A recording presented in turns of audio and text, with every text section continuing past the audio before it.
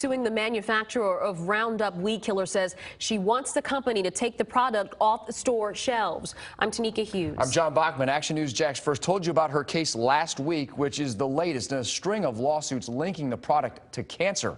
Only Action News Jax Jenna Bourne spoke to the woman. She's live in Arlington. Jenna, she says her husband used the product for several decades.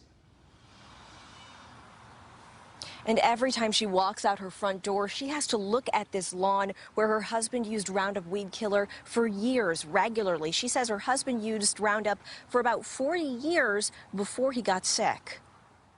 That's a favorite right there. That was on a cruise. Judy Rogers showed me photo after photo from her favorite trips with her husband. But there's one trip they never got to take together. Joseph Rogers died from non-Hodgkin lymphoma 2 weeks before a cruise to Spain to celebrate their 47th wedding anniversary. Rogers says her husband died believing Roundup weed killer was to blame. He cut the grass no less than 2 times a week.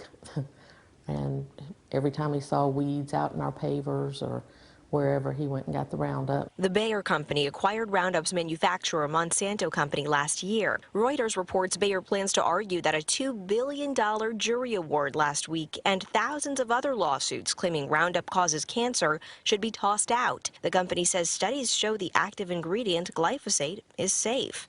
Rogers says her husband's death proved otherwise. We talked all the time, you know.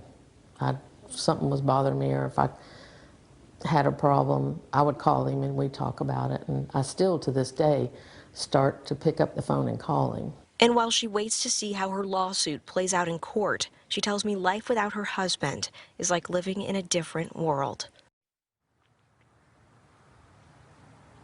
According to a recent study, 250 million pounds of the active ingredient in Roundup, glyphosate, is sprayed onto crops and lawns every year. Reporting live in Arlington, Jenna Bourne, CBS 47 Fox 30, Action News Jax.